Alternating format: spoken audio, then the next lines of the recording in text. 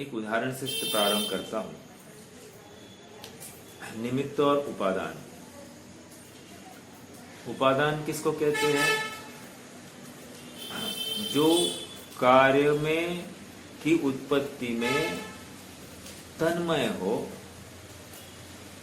उसको उपादान कहेंगे, और जो कार्य की उत्पत्ति में तन्मय नहीं होता लेकिन उसकी उपस्थिति होती ही होती है उसको निमित्त कहते हैं।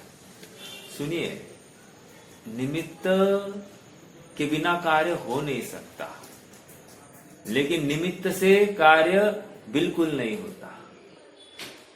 समझ में आ रहा है क्या? निमित्त के बिना कार्य हो नहीं सकता, लेकिन निमित्त से कार्य किंचित मात्र भी होता नहीं। अर्थात सारा प्रयास उपादान का ही होता है। एक उदाहरण ज्ञात आ रहा है, मैं कोई विशेषज्ञ नहीं हूं, लेकिन मेडिकल का ही एक उदाहरण है। जैसे किसी को पेशाब की बीमारी है तो उसको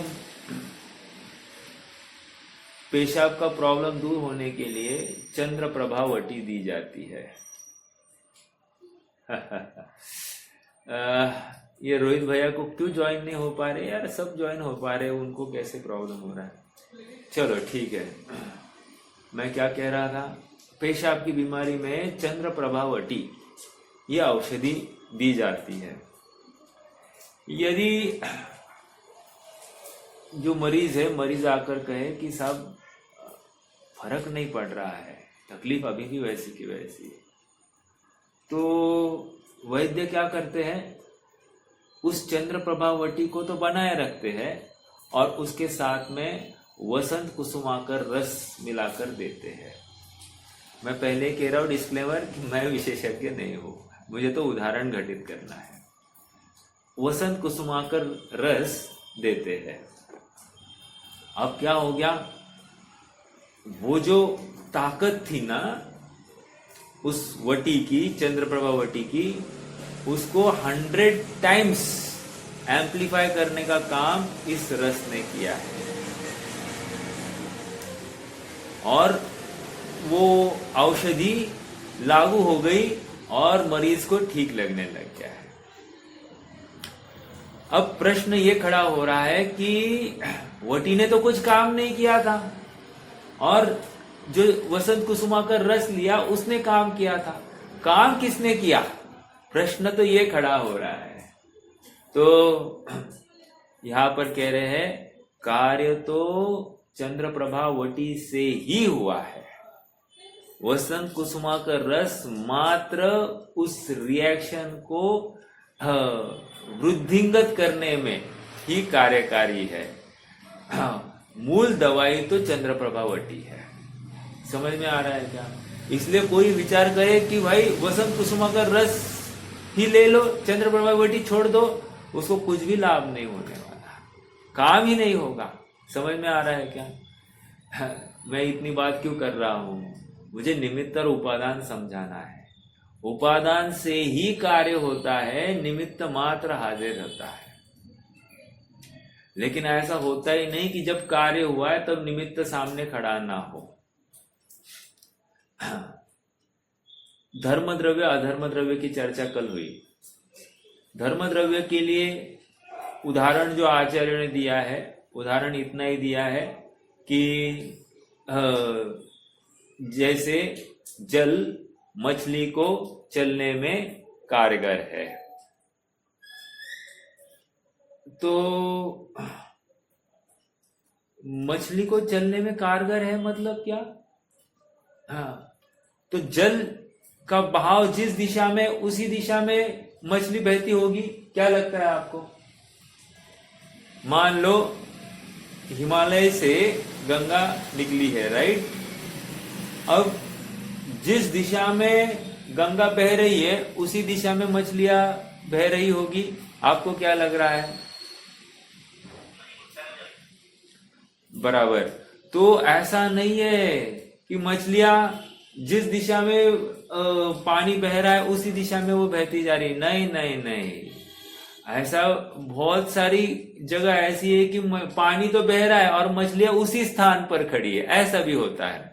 और कुछ कुछ जगह तो ऐसा होता है कि मछलियां विरुद्ध दिशा में चल रही है।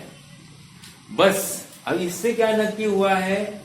नक्की ये हुआ है कि जल एक मीडियम है, जल का बहाव किस तरफ है उसको कोई फर्क नहीं पड़ रहा है। मछली को विरुद्ध दिशा में भी मछली स्वयं में अपनी उपादानगत ताकत से चलती है, जल उसको चलाता या रोकता नहीं है। समझ में आया? ये इतनी बात क्यों चल रही है कि वो निमित्त है, निमित्त के बिना एक कदम नहीं चल सकती वो मछली, लेकिन निमित्त ने ही उसको चलाया है या निमित्त ने उसको रोका है, ये बात बिल्कुल नहीं है। समझ में आया? अब ये इससे हमको क्या शिक्षा मिल रही है साहब? इससे हमको ये शिक्षा मिल रही है कि दिन रात हम निमित्तों की खोज में है कि ये निमित्त ठीक हो जाए तो मेरा काम होगा, ये निमित्त ठीक हो जाए तो मेरा काम होगा, ये निमित्त ठीक हो जाए तो मेरा काम होगा। यहां कह रहे तुम्हारा उपादानगत पुरुषार्थ योग्य हो जाए तो तुम्हारा निमित्त भागते भागते आ जाएगा। समझ में आया? तो कहने की बात यह है कि आज तक इस जीव ने कदाचित यही अपराध किया होगा कि वो निमित्त की राह देखते बैठा है और इसलिए गाड़ी छूट गई है। हमारा भी ऐसा, हमारे लिए भी एक गलत प्रसंग या अनहोनी सा अवसर हमारे लिए खड़ा न हो, इसकी दक्षता हम स्वयं लेंगे। हाँ जी, आइए थोड़ा सा आगे बढ़ना है, पढ़ना है। वैसे किसी को कोई प्रश्न होगा तो आप रख सकते हैं। रोहित भैया को एक मैसेज डाल दो कि उनका नेट शायद वीक होगा, इसलिए उनको ये नहीं है, ज्वाइन नहीं हो पा रहे। नहीं तो कोई तो फिर से एक बार लिंक भेज तो दीजिए, एटलीस्ट वो तो कर दीजिए प्लीज। ठीक है,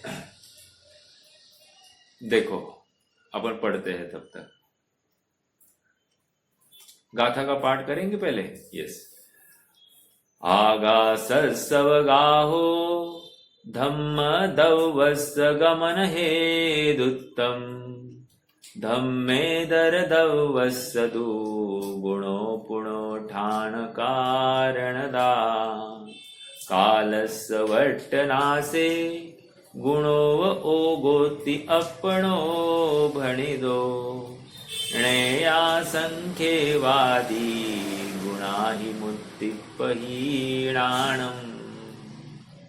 आकाश का अवगाह धर्माधर्म के गमनागमन स्थान कारणता कहे ये सभी जिनवर देवने उपयोग आत्म राम कार वर्तना गुण काल का है अमूर्त द्रव्यों के गुणों का कथन यह संक्षेप में।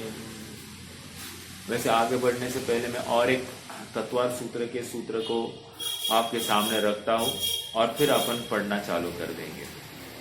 तत्वार्थ सूत्र के 17 नंबर 5वें अध्याय का 17 नंबर से लेकर 22 नंबर के सूत्र, ये सब निमित्त प्रधान कथन की अपेक्षा वो पेश किए गए और वहां उनके विशेष गुणों की चर्चा आई है।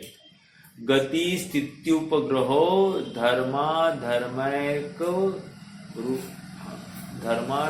धर्मयोर उपकार। फिर से, गति स्थित्योपग्रहोर धर्मयोर उपकार। गति और स्थिति में निमित्त होता है, यह क्रम से धर्म और अधर्म द्रव्य का उपकार है। समझ में आया? धर्म और अधर्म धर्म का उपकार। उपकार का अर्थ वैसे कौन बताएगा? चर्चा हुई है, फिर से एक बार फास्ट। उपकार मतलब क्या? निमित्त। उपकार का अर्थ क्या है वैसे शब्दशः अर्थ?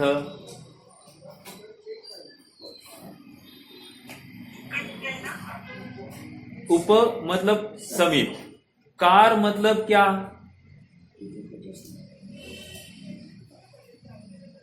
रिपीटेशन भी होता है ना। वो भी होता है, लेकिन यहां पर वो अर्थ नहीं है।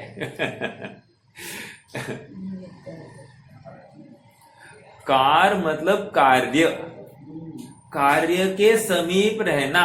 समझ में आ रहा है क्या? जैसे दूध है, दूध दही रूप परिणमित हुआ, वहां कौन था समीप? समीप कौन था? नरेटी, चांदी या फिर मार्बल का टुकड़ा, है ना? तो कह रहे ये समीप था, लेकिन निमित्त कहाँ परिणमित हुआ है? वो तो दूध स्वयं दही रूप परिणमित हुआ है। तो यहां पर कह रहे उपकार, उप मतलब समीप, कार्य होते समय में समीप खड़े रहना। समझ में आ रही क्या? उपकार। हाँ हाँ, जैसे हम भी लोक में अपनी चर्चा चलती है, राष्ट्रपति उपराष्ट्रपति। तो राष्ट्रपति और उपराष्ट्रपति दोनों को समान समान ताकत है क्या? पावर्स नहीं है। जो राष्ट्रपति को ताकत है वो राष्ट्रपति की ही ताकत है, उपराष्ट्रपति की नहीं। समझ में आया? हाँ जी।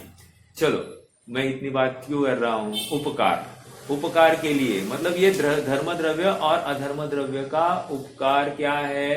गति और स्थिति में निमित्त होना। ठीक है? मेरा एक प्रश्न है वैसे,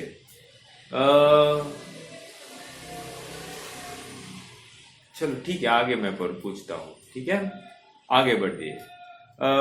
यहां पर आ जाइए टीका में। अपन कहाँ थे कल?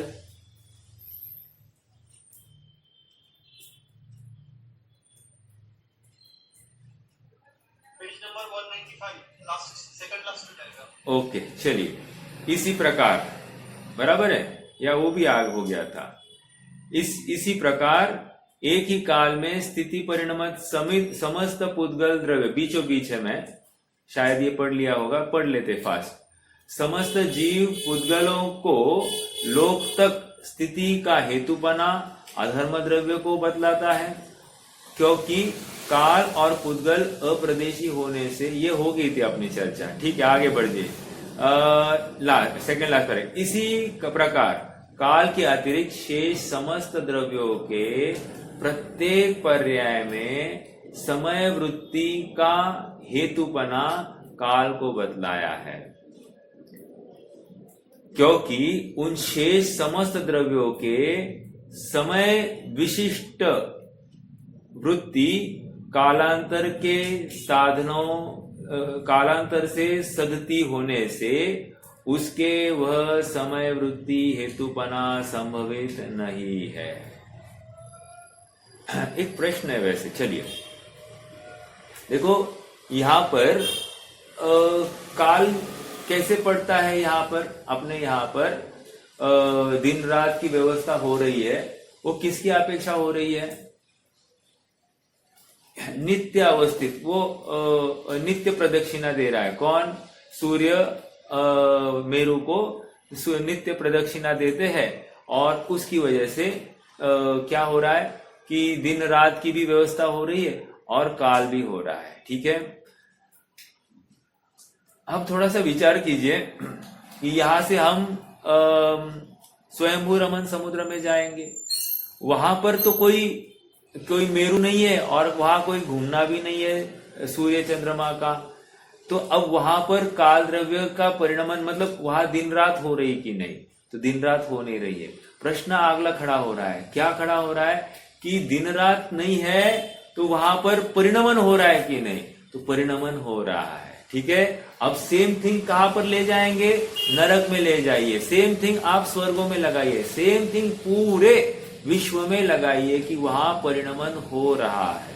ठीक है, हाँ, इतना ही नहीं, काल द्रव्य लोकाकाश में ही है, अलोकाकाश में नहीं है।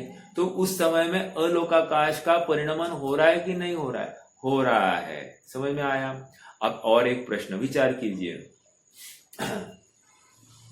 जैसे कर्म का उदय अपने समय में आता है कि नहीं आता है?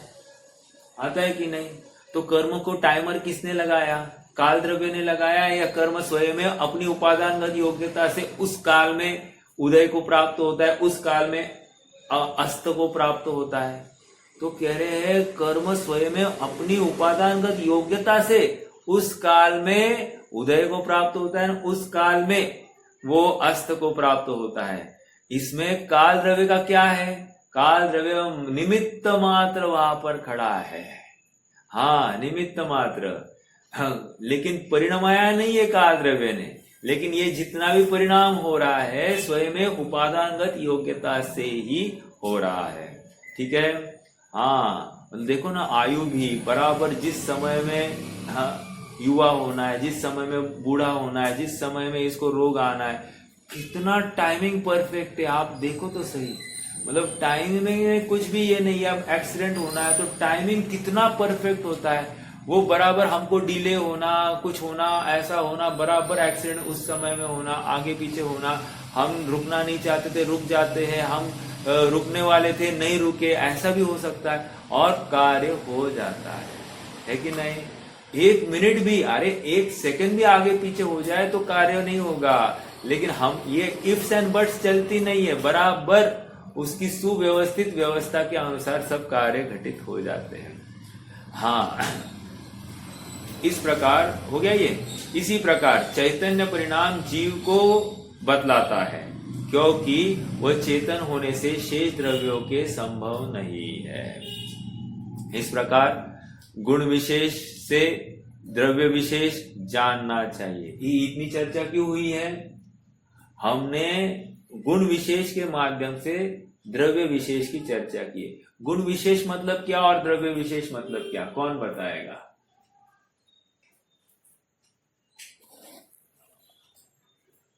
गुण विशेष और गुण सामान्य, द्रव्य सामान्य और द्रव्य विशेष। गुण विशेष मतलब जिनके माध्यम से हम पृथक कर सकते हैं, वो हेतु को गुण विशेष कहा जा रहा है, और उस गुण विशेष की वजह से द्रव्य भी विशेष हो जाता है। ओके, अन्य से पृथक हो जाता है, और गुण सामान्य से सभी एक हो जाते हैं। चलो एक और प्रश्न आप सबसे, ये अमूर्तिकपना जो है, धर्म अधर्म आकाश और काल और जीव में, ठीक है, तो ये इनका विशेष गुण है या सामान्य गुण है या और कुछ है?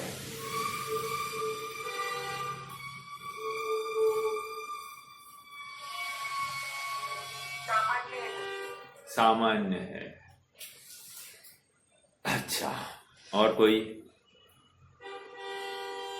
वैसे सामान्य गुण किसको कहते हैं?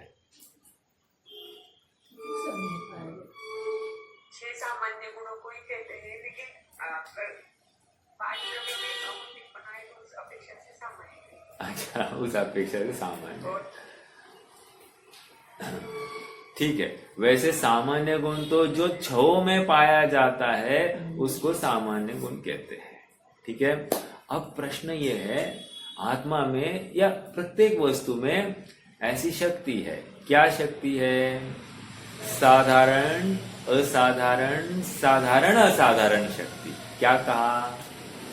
साधारण शक्ति है, असाधारण शक्ति, ये अलग अलग भी है। हाँ, असाधारण शक्ति से क्या है? विशेष हो गया। साधारण शक्ति से क्या हो गया? एक हो गया। लेकिन और एक शक्ति है साधारण असाधारण, तो उस पूरी शक्ति का नाम क्या है? साधारण असाधारण साधारण असाधारण, ऐसा उस शक्ति का नाम है। और इस शक्ति की वजह से अब हम ये ग्रुप्स बना सकते हैं, जैसे सक्रिय और निष्क्रिय, जैसे जीव और अजीव, जैसे परिणामी अपरिणामी ले लो। अभी का क्या है? मूर्तिक अमूर्तिक। ये सब साधारण असाधारण साधारण असाधारण शक्ति को लेकर है। अशक्ति मतलब क्या? इन शॉर्ट सामान्य विशेष सामान्य विशेष, ऐसी शक्ति है जिसको लेकर 5 में पाया जा रहा है, 4 में पाया जा रहा है, 2 में पाया जा रहा है। तो इस न्याय से, इस शक्ति की वजह से अपन ऐसा कह सकते हैं। ठीक है, तो ऐसी शक्तियां सभी द्रव्यों में है, मतलब साधारण असाधारण, साधारण असाधारण शक्ति सभी द्रव्यों में है। वैसे 47 शक्तियों में इसका जिक्र किया गया है और वहां पर भी ये बात है, बट वो तो आत्मा की शक्तियां की चर्चा की थी। ये तो मैं जो बता रहा हूं, ये कॉमन रूप से सभी द्रव्यों में ऐसी शक्ति पाई जाती है। ठीक है, चलिए आगे बढ़ना है। वृंदावन दास जी के भाव को पढ़ते हैं। अपन खाली भाव पढ़ेंगे, छंद नहीं पढ़ेंगे। आकाश द्रव्य में एक काल में समस्त द्रव्यों के स्थान देने का गुण शोभित हो रहा है। धर्म द्रव्य जीव को और पुद्गल को विचरण में निमित्त कारण है, गमन का हेतु है, और अधर्म द्रव्य का स्थिति हेतुत्व नामक विशेष गुण जीव और पुद्गल दोनों क्रियावान द्रव्यों के गमन पूर्वक ठहरने में निमित्त है।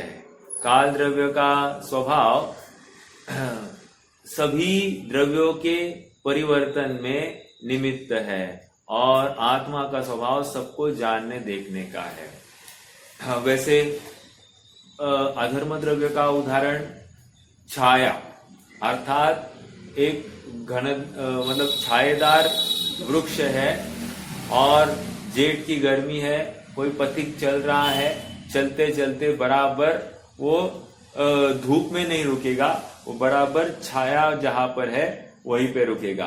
तो छाया ने या वृक्ष ने उसको कहा नहीं है आजा इधर रुक जा, ऐसा नहीं कहा है, लेकिन वो स्वयं पथिक ही वहां पर रुका है और इसलिए ये बात आती है। और एक बात सुनिए, जब हम अधर्म द्रव्य की बात करते हैं तो अधर्म द्रव्य का नियम से ये कार्य है कि स्वयं चलते हुए को रुकने में निमित्त होना। रुके हुए को रुकने में निमित्त नहीं हो सकता, क्योंकि जो रुका हुआ है वो रुका नहीं है, वो ठहरा है। एक है रुकना और एक है ठहरना। आप समझ रहे हैं क्या? मेहमान अपने घर आए तो वो ठहरे नहीं है, वो रुके हैं। और हम अपने घर में रहते हैं, हम रुके नहीं है, हम ठहरे ही है। क्या कहा मैंने? मेहमान रुके हैं और हम ठहरे हैं। चलो और अच्छे से बोलना है। हम धर्मशाला में गए तो धर्मशाला में हम क्या रुकने गए हैं या ठहरने गए हैं? तो रुकेंगे, कुछ काल के लिए रुकना होता है। वो हमने गमन पूर्वक वहां पर स्थिति हुई ना, तो वो रुकना होता है। और हम वहीं पे खड़े हैं काफी काल से, तो वो ठहरना हो गया है। ओके, तो ये ध्यान रखना। तो ठहरने में अधर्म द्रव्य निमित्त नहीं है। ठहरने में न धर्म द्रव्य न अधर्म द्रव्य। समझ में आया? वहां तो स्वयं में जीव रुका है। हाँ, अगर चलते हुए को रुकना है, उसी समय में अधर्म द्रव्य काम में आएगा। आप पकड़ रहे इस बात को? तो प्रश्न ये हो सकता है, तो ये काय से रुका है? तो कह रहे काय से रुका है मतलब क्या? स्वयं में रुका है एक, और निमित्त मानना है तो आकाश द्रव्य मान लेना। ठीक है, और कुछ नहीं है। चलिए आगे बढ़ना है। अगला पेज चलिए 197। इस प्रकार अमूर्तिक द्रव्यों के गुण संक्षेप में बताए। वृंदावन कवि कहते हैं कि उन द्रव्यों के मात्र ही गुण नहीं, वे गुण नहीं है, वे गुण तो पहचान के चिन्ह विशेष है। उनके साथ और भी अनंत गुण उनमें है। जो गुण जिस द्रव्य का स्वभाव है वह गुण उस द्रव्य में ही पाया जाता है। एक द्रव्य के गुण दूसरे द्रव्य में कभी भी व्याप्त नहीं होते। हे मित्र, तुम सुनो, आकाश का उपकार शेष 5 द्रव्यों पर है और धर्म अधर्म द्रव्यों का उपकार जीव और पुद्गल पर है। काल द्रव्य सभी द्रव्यों पर उपकार करता है। वह जीर्ण से नवीन रूप परिणमन में निमित्त है। क्या कहा? जीर्ण से नवीन रूप परिणमन में क्या है? काल द्रव्य निमित्त है। ऐसा हो सकता है क्या? नवीन से जीर्ण में निमित्त हो सकता है की बात है। जो नया था वो पुराना हो गया, जो पुराना था तो नया हो गया। समझ में आ रहा है? तो ये तो हमारी कथन शैली है, लेकिन जीर्ण से नवीन में निमित्त है। जीर्ण मतलब पहला वाला, यहाँ वो अपेक्षा है, और नवीन जो हुआ है वो नवीन पर्याय की अपेक्षा लेना है। ठीक है। अब मान लो कोई बूढ़ा हो रहा है तो वहां पर भी जीर्ण से नवीन कहेंगे। पकड़ रहे क्या इस भाषा की अपेक्षा? मान लो कोई 51 साल का अभी उम्र खत्म हो गई और 52 साल का हो गया, कोई 70 साल का होकर 71 साल का हो गया, तो ये जो हो गया है ना 71 साल का, तो जीर्ण से नवीन की उत्पत्ति हुई और इसमें काल द्रव्य निमित्त है। मेरा एक प्रश्न है और आपसे, हम एक स्थान से दूसरे स्थान पर पहुंचे हैं, तो इस पूरे सफर में मतलब पॉइंट ए से पॉइंट बी तक पहुंचे हैं, तो इसमें कौन से द्रव्य निमित्त हो सकते हैं?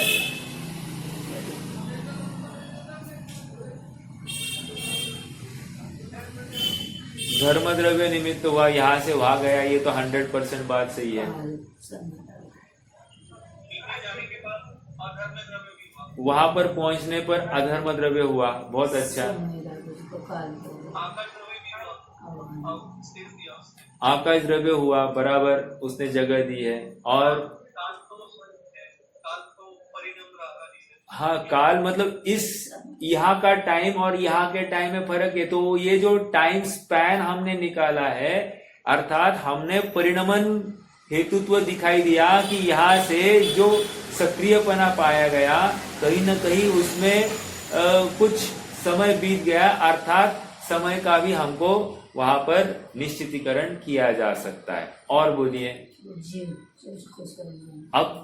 अब स्वयं ये क्रियावान पदार्थ जो कोई होगा, धर्म द्रव्य जीव द्रव्य या पुद्गल द्रव्य, मान लो अभी वो पुद्गल द्रव्य ही चला है तो उसमें जीव का तो कोई रोल नहीं है, लेकिन कोई सशरीर सजीव जीव वहां पर गया है तो उस केस में जीव ही दिया जाए। पकड़ रहे क्या इस बात को? जैसे एक ऑटोमेटिक कार है जिसमें सब फंक्शंस डाल दिए, आपको खाली प्रोग्राम फीड करना है, इतने स्पीड से चलना है और मुझे यहाँ से वहां जाना है। आपने पूरा वो गूगल मैप्स लगा दिया, अब वो गाड़ी स्वयं ही चल रही है, आपको कुछ भी नहीं करना है। तो हो सकता है क्या ऐसा? बिल्कुल हो सकता है। अरे यहाँ तक कि गाड़ी को पार्किंग में भी गाड़ी स्वयं, खाली इतना ऑर्डर दे दो पार्किंग में लग जाओ, गाड़ी बराबर पार्किंग में लग जाती है। ठीक है, बिना ड्राइवर के बराबर गाड़ी पार्किंग में बैठी दिखाई देगी। चलो, कहने की बात यह है कि वहां पर पुद्गल द्रव्य स्वयं में उसका परिणाम दिखाई दे रहा है। ठीक है, हाँ जी, हाँ, अच्छा, आई एम वेरी सॉरी, इस स्थान से इस स्थान में जाने में मैं निमित्त तो बोल दिया, लेकिन उपादानगत कार्य पुद्गल का और जीव का, आई एम वेरी सॉरी, ये निमित्त नहीं था, जीव और पुद्गल निमित्त नहीं थे। ये उपादानगत योग्यता से जीव अपनी उपादानगत योग्यता से जीव गया होगा और पुद्गल अपनी उपादानगत योग्यता से वहां गया। हाँ, ये लगाना, बाकी चार निमित्त और ये स्वयं अपनी ताकत से गए हैं। ठीक है, हाँ। अभी हम जो अध्यात्म में जो कहते हैं ना कि ये हाथ उठा है मेरा, राइट, जीव ने हाथ उठाया, तो इसमें निमित्त जीव के लिए क्या हो गया? पुद्गल हो गया। आप पकड़ रहे क्या? ऐसा कथन भी मिलता है तो विरोध नहीं है। ठीक है, क्यों? जीव स्वयं इच्छावान होकर ये कार्य कर रहा है ना, उस अपेक्षा से ये कथन किया जाएगा। हाँ, यह जीव सभी, हे मित्र तुम सुनो, आकाश का उपकार शेष 5 द्रव्यों पर है और धर्म अधर्म द्रव्यों का उपकार जीव और पुद्गलों पर है। काल द्रव्य सभी द्रव्यों पर उपकार करता है। वह जीर्ण से नवीन रूप परिणमन में निमित्त है। यह जीव द्रव्य सभी द्रव्यों को केवल ज्ञान दृष्टि से देखता है और इसी जीव द्रव्य द्वारा सभी द्रव्यों का अविकारी ज्ञान होता है।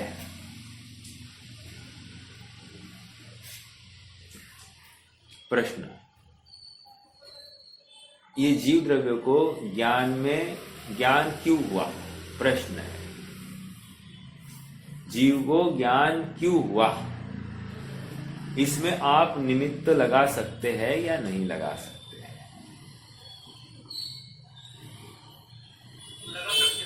लगा सकते हैं। कौन से निमित्त लग सकते हैं? जीव के ज्ञान होने में, केवल ज्ञान की बात लो तो केवल ज्ञान के होने में, अर्थात केवल ज्ञान में जो कुछ जानने में आया है उसमें निमित्त कौन कौन?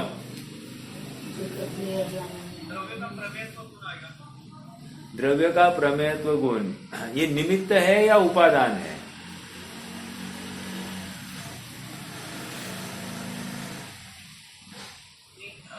जो द्रव्य जानने में आ रहा है उसका प्रमेयत्व गुण। ओके, जो द्रव्य जानने में आ रहा है उसका प्रमेयत्व गुण, अर्थात वो क्या हो गया? वो निमित्त हो गया, राइट। और जो ज्ञाता है उसका तो वो उपादान हो गया। तो केवल ज्ञान ज्ञाता, केवल ज्ञान जानता है और जानने में आ रहे ये समस्त द्रव्य, तो ये समस्त द्रव्य हो गए ज्ञेय, अर्थात ये निमित्त हो गए हैं। ठीक है। और सुनिए, त्रिकालवर्ती उनकी अवस्था है, वो ज्ञेय हो गई, वो निमित्त हो गए हैं। हाँ, तो केवल ज्ञान जान रहा है स्वयं की उपादानगत योग्यता से, और वे द्रव्य निमित्त रूप है। अब अगला प्रश्न, अज्ञानी को ये डिफरेंशिएट नहीं कर पाया है। हमको क्या लगता है, केवल ज्ञान है इसलिए जाना गया है, या वो ज्ञेय है इसलिए केवल ज्ञान जान रहा है? बोलिए, केवल ज्ञान है इसलिए जाने गए, या है इसलिए केवल ज्ञान जान रहा है?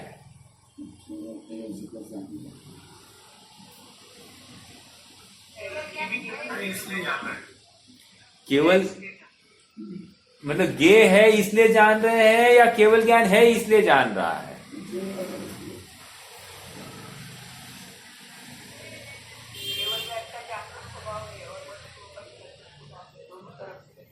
दोनों तरफ से लगाएंगे।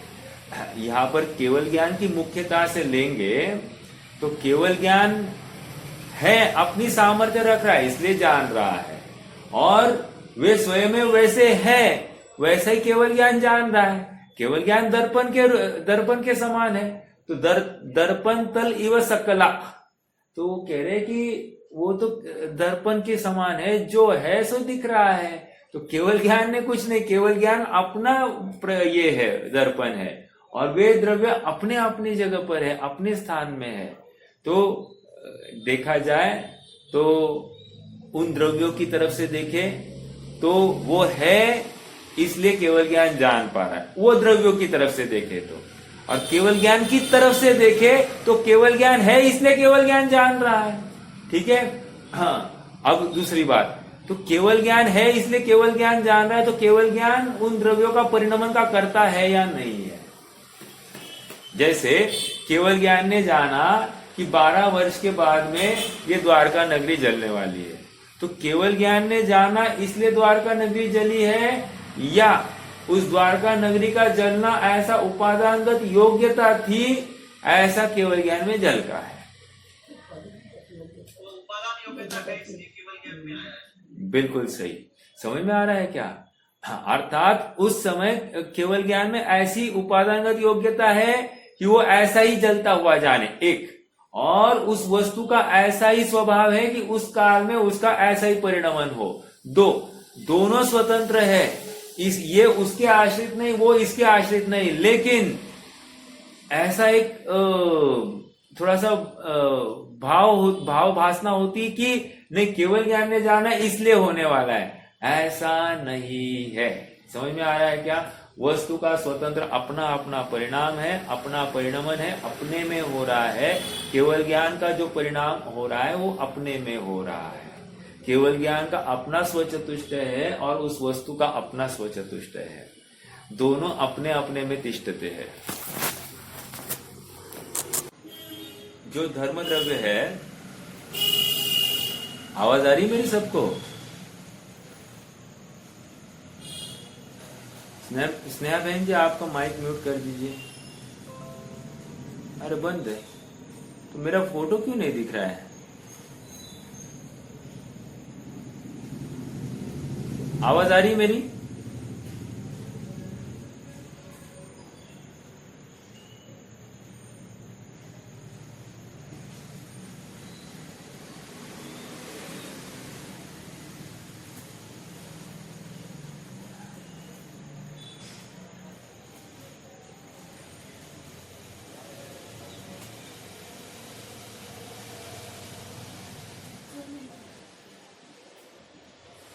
मैं यहां पर हूं और मैं यहां से यहां गमन कर रहा हूं, राइट? ये हाथ यहां से यहां गमन कर रहा है। तो अब ये इस स्थान से इस स्थान जो गया है, ये गमन हेतु में धर्मद्रव्य निमित्त है। प्रश्न ये है कि इस क्षेत्र के धर्मद्रव्य ने इस हाथ को गमन करने में मदद की है, निमित्त बना है, या अखंड धर्मद्रव्य? समझ में आ रहा है प्रश्न?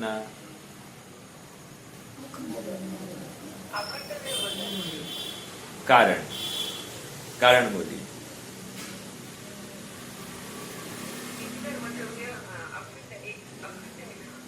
Very good. देखो देखो, धर्मद्रव्य एक है तो अखंड धर्मद्रव्य ही वहां पर काम करेगा। ओके, हाँ। अब इसी न्याय से परिणमन में काल द्रव्य का कौन सा कालानु मदद करेगा? इसी न्याय से पूरा एक ही है। लेकिन कालानु कितने हैं? मतलब उस प्रदेश का कालानु उसका काम करेगा, बराबर? ऐसा कहना है क्या?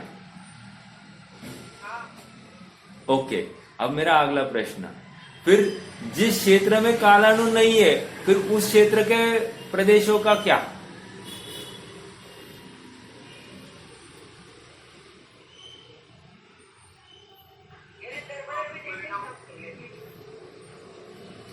ऐसा कहना है। देखो, यहां तक इतना ही होगा कि आकाश द्रव्य अखंड है, आकाश द्रव्य खंडित थोड़ी है।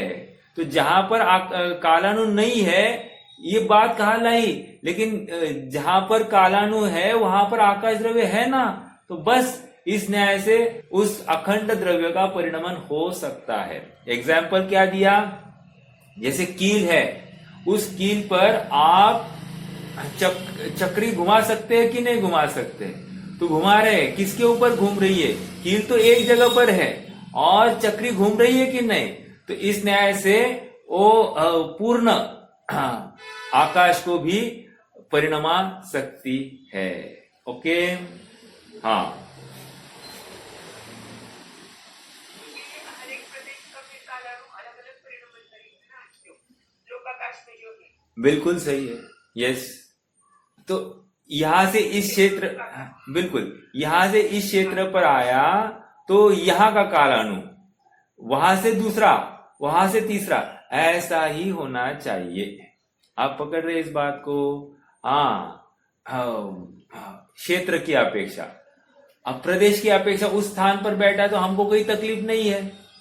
अब मान लो इसमें इतना ही विचार करना, अभी ये भी मेरी सोच है, मुझे अभी इसके ऊपर थोड़ा सा विचार, ऑन द फ्लाई ये प्रश्न आया है, इस प्रश्न को देखकर, धर्मद्रव्य के प्रश्न को विचार करके, कि कालानु अभी अपने मान लो अपनी अवगाहना जितनी है उतनी है, तो उसमें निमित्त कौन कितने कालानु हो रहे हैं?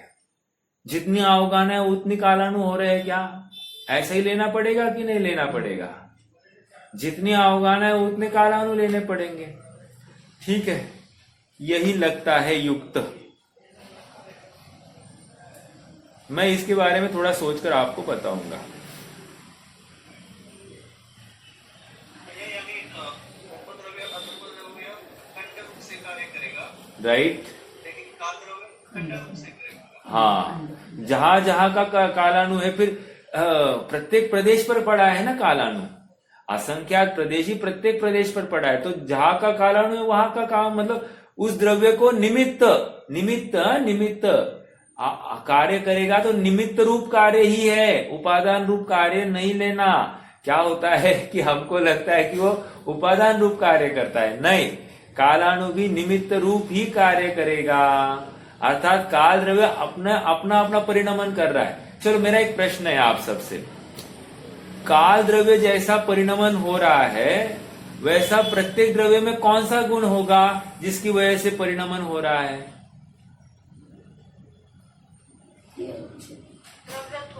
बस द्रव्यत्व है। समझ में आ रहा है क्या?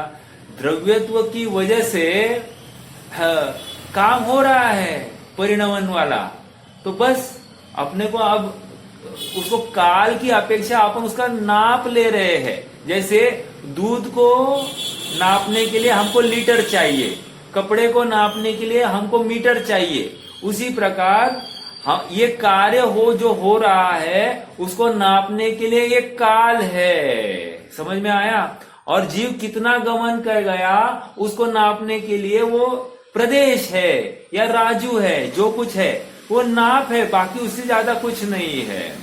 मतलब काल द्रव्य और आकाश द्रव्य ये तो नाप है, नाप। ओके, बाकी और कुछ नहीं लगा सकते अपन उसमें। ठीक है,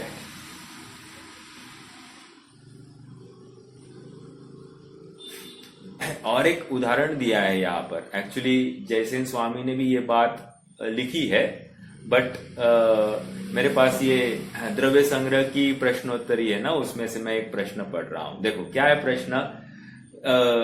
अधर्म द्रव्य अमूर्त है, पेज नंबर 95 पर है, प्रश्न क्रमांक 3। अधर्म द्रव्य अमूर्तिक है, वह स्थिति में कैसे कारण बनता है? निमित्त कारण, वो उपादान कारण है ही नहीं। तो उत्तर क्या दिया है मालूम है आपको? अपने को एक तो उत्तर पता ही है। कौन सा उत्तर? जैसे छाया पथिक को रुकने में निमित्त बनती है, वैसे अधर्म द्रव्य जीव और पुद्गल को रुकने में निमित्त। राइट। यहां उदाहरण क्या दिया है मालूम है? उदाहरण दिया है सिद्ध भगवान का। एग्जाम्पल में नाम तो मैंने बोल दिया, अब आपको घटाना है धर्म द्रव्य के समान सिद्ध भगवान कैसे इस जीव को निमित्त है।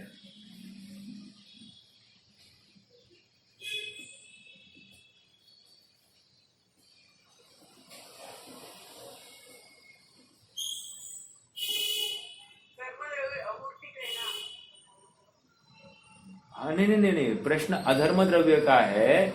अधर्म द्रव्य जैसे स्थिति में निमित्त है, तो उन्होंने उदाहरण दिया है कि जैसे सिद्ध भगवान हमारे लिए निमित्त कैसे बन सकते हैं। प्रश्न ये है, मतलब उत्तर उन्होंने सिद्ध भगवान दिया है। अब मेरा प्रश्न ये है, सिद्ध भगवान का उदाहरण हमारे लिए अधर्म रूप कार्य कैसे करेगा? चलो मैं पढ़ के दिखाता हूं आपको, शायद कंफ्यूज हो रहे। देखो प्रश्न है, अधर्म द्रव्य अमूर्त है, वह स्थिति में कैसे कारण बनता है? ठीक है, जैसे सिद्ध भगवान अमूर्त है, ओके, होने पर भी मैं सिद्ध हूं, मैं शुद्ध हूं, अनंत ज्ञानादि संपन्न हूं इत्यादि सिद्ध भक्ति में ठहरते हुए भव्य जीव स्वस्थिति में बहिरंग सहकारी कारण होते हैं, वैसे अमूर्त होकर भी अधर्म द्रव्य ठहरते हुए जीव और पुद्गल के ठहरने में सहकारी कारण बनते हैं। कितने जनों को समझ में आया? मैं फिर से समझाता हूं। क्या कह रहे हैं? सिद्ध भगवान अमूर्तिक है, हाँ है। प्रश्न क्या था? अमूर्तिक अधर्म द्रव्य वो कैसे रुकने में, हम मूर्तिक पुद्गल को कैसे रुकने में निमित्त बन रहा है, ऐसा करेंगे। जीव को तो रुकने में निमित्त हो रहा ही है, लेकिन मूर्तिक पुद्गल को भी रुकने में निमित्त हो रहा है।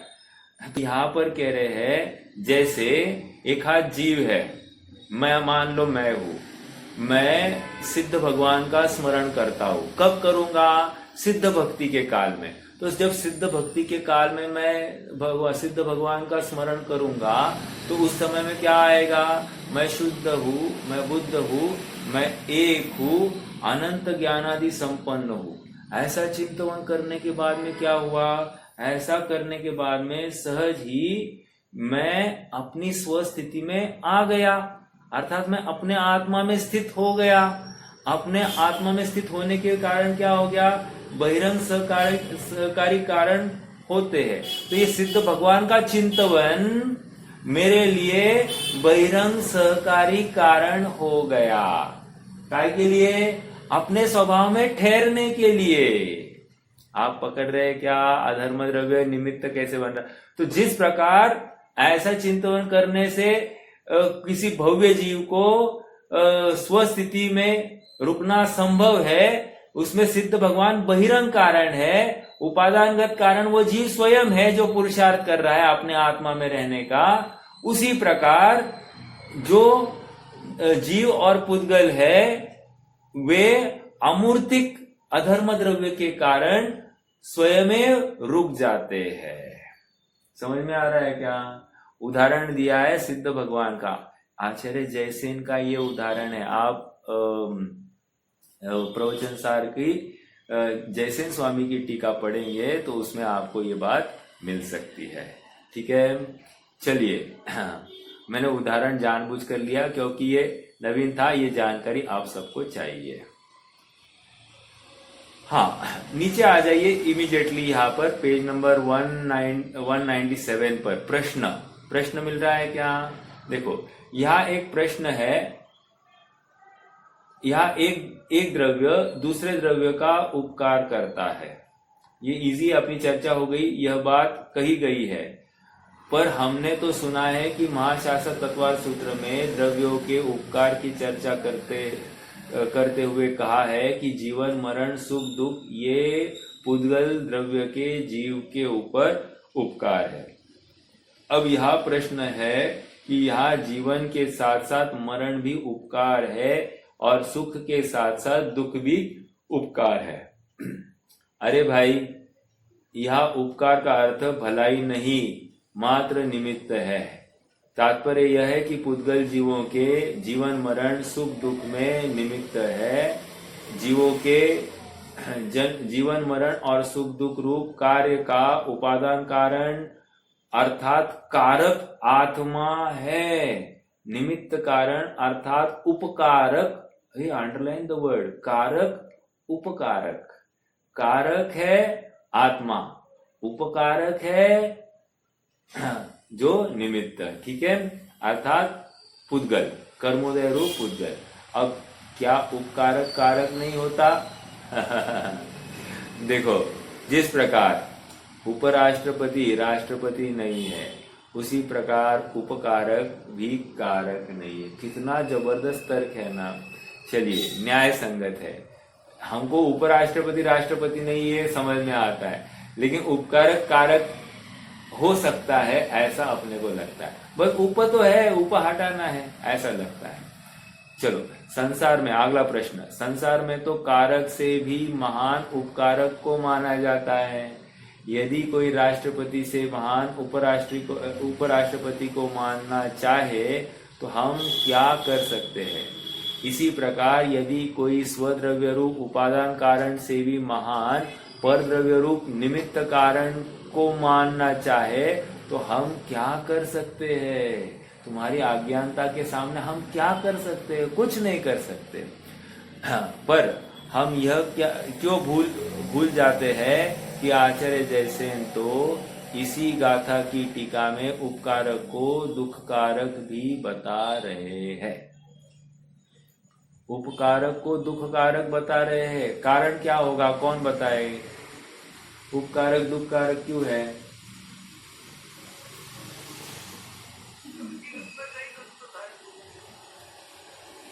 क्या कहा? दृष्टि उस पर रही तो दुखकारक। वेरी गुड, वेरी गुड, बहुत अच्छा। अगर दृष्टि रही तो दुख कारक की बात है, दृष्टि नहीं गई तो क्या दुख कारक? अरे बाजू वाला मुझे बहुत तंग करता है, या मेरा लड़का मुझे बहुत तंग का है, पत्नी मुझे बहुत तंग करती है, या इस शरीर की वजह से मैं परेशान हो गया हूं। ये जितनी भी बातें हैं ना, ये क्या है? हमारी दृष्टि वहां पर गई तो वो मुझे प्रभावित करेगी, एक। और वे इसी प्रकार परिणमे, ऐसी मेरी मान्यता होगी, तभी तो जाकर ये दुख का कारण बनेंगे। अब जैसा उनका परिणमन होना है, उनको सुबुद्धि रूप परिणमन होना है या दुर्बुद्धि रूप परिणमन होना है, तो वो होना है। उसको लेकर मुझे क्यों सुख दुख होना? तो ये सच्चा सुखार्थी जीव उसी क्षण ये सब छोड़ देता है। आप समझ रहे हैं क्या? तो सुखी होने के लिए हमको प्रयास निरंतर इसी बात का करना है। बारंबार प्रसंग आते हैं, उन प्रसंगों में भेद विज्ञान करके अपन कैसे उनसे अलिप्त है, इसका निर्णय निरंतर करते रहना चाहिए। ओके, यही तत्व अभ्यास है, यही अनुप्रेक्षा है, यही सच्चा चिंतन है, और यही स्वभाव की तरफ झुकने का अमोघ उपाय है। हाँ जी, अरे समय तो हो गया है ना? चलिए, कुछ विशेष होगा तो अपन कल पढ़ेंगे, नहीं तो फिर अगली गाथा की तरफ बढ़ जाएंगे। ओके, कोई प्रश्न है तो रख सकते हैं, नहीं तो जिनवानी स्तुति।